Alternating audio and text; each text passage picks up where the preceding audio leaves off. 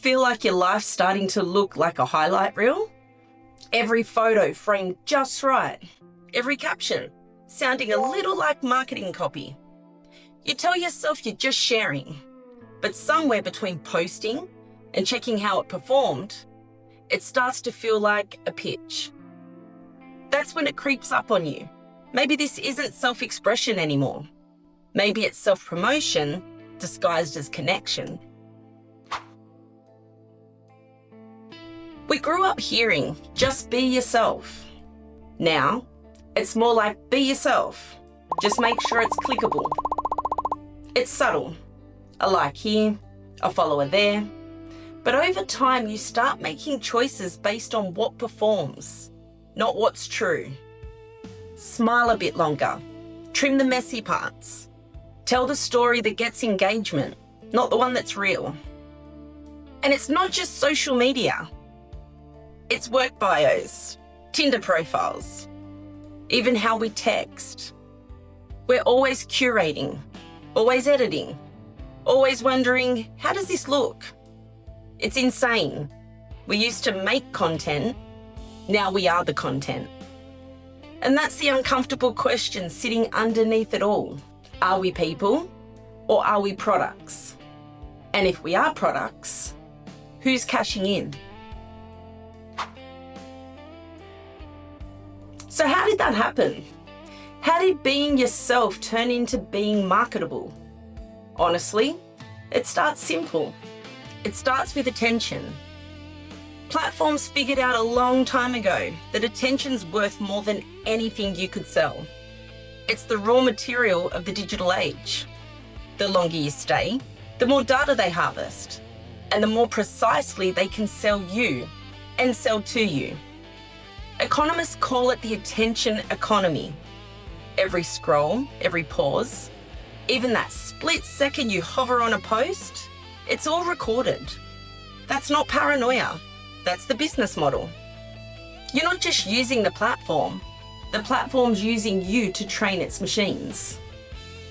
Shoshana Zuboff, who wrote The Age of Surveillance Capitalism, calls it behavioral surplus. Bits of human life scooped up, analysed, and sold to predict what you'll do next. And prediction equals power. Because if they can predict you, they can quietly steer you. It's not just ads anymore. Algorithms decide what you see, who you connect with, even what deserves your outrage today. They call it personalisation. What it really means is the system learns what keeps you scrolling, not what keeps you sane. And while all that's happening, you start learning too. You learn what gets rewarded, the smiles, the sound bites, the outrage. It's operant conditioning with better design. A like's just a tiny dopamine hit. Stack enough of them, and you've built a cage you'll end up decorating yourself. Social scientists call it self-objectification. When you start seeing yourself from the outside, thinking not how do I feel, but how do I look? And it's not vanity, it's adaptation. The same instinct that once kept us accepted in tribes now runs on metrics and algorithms. And that's the real genius of it. They don't even need to tell us to perform. We line up to do it. We rehearse authenticity until it sells. We curate realness because even that has a market. So yeah, no one forced us to become products. They just built a world where being one feels like the safest way to belong.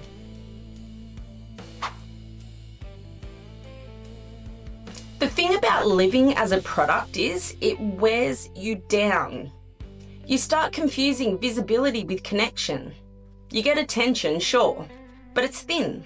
It doesn't hold you, it just measures you. Psychologists call it ego depletion, the slow burnout from constant self-control, when every moment feels performative. Even rest stops being restful. You're not relaxing, you're recharging to stay marketable. And that takes a toll. Study after study links heavy social media use to anxiety, body dissatisfaction, and chronic comparison. Because when you're always on display, you start editing reality in real time, smiling through what should have been private, polishing what was already enough. You end up building a version of yourself that performs well and quietly resenting it for taking over. You don't mean to fake it, it just becomes reflex. Your real life starts to feel like the behind-the-scenes footage no one asked for. And the algorithm? It doesn't care. It rewards whatever keeps people watching. If outrage works, it'll feed you outrage. If insecurity drives clicks, it'll feed you that too. It's like holding up a mirror that only shows what sells. That's the scary part. We start internalizing the system's logic. We talk about building a brand, when all we really wanted was to build a life. We optimize our personality like companies optimize ads. Even empathy gets gamified, counted in likes and shares.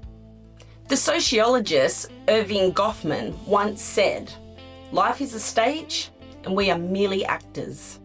He wrote that decades before Instagram, but now the stage never closes. There's no backstage anymore, just tabs we haven't closed. So what happens when you live too long in the spotlight? You stop being someone who feels and start being someone who performs feeling. That's where the exhaustion comes from. You're not just tired, you feel used up. And maybe that's the real product here. Not the content, not the data, but our emotional labor, our constant self-disclosure, our need to be seen just enough to stay relevant. So what do you do when you realize you've been living like a product? You can't exactly log out of reality. The system's everywhere. In your job, your phone, even how people measure worth now. But you can start noticing when it's running you. The first thing is just noticing it. It doesn't sound like much, but once you see it, it changes how you move through everything. You start asking different questions. Am I sharing this or selling it? Do I actually like this or do I just know it performs well? Psychologists call that reclaiming agency. Basically, remembering you still get to choose. Because the opposite of being a product isn't quitting the internet. It's being intentional again. You can decide what parts of you are public and what stays private. You can choose where your attention goes, the same way you decide who you let into your home. It's not rebellion, it's self-respect. Try noticing what the algorithm never rewards. Quiet, patience, depth, nuance. They still matter, they just don't trend. And maybe that's the real freedom here. Not deleting your profile, but remembering you exist when no one's watching. You can still post, still share, still create. Just know who you're doing it for. A product performs to please whoever's watching. A person acts from truth, even if no one's paying attention. So next time you catch yourself measuring worth by reach or views, ask, who's profiting from my performance? If it's not you, maybe it's time to renegotiate the deal. You were never supposed to live like an ad campaign. You're a person, and that's the one thing the algorithm still can't replicate.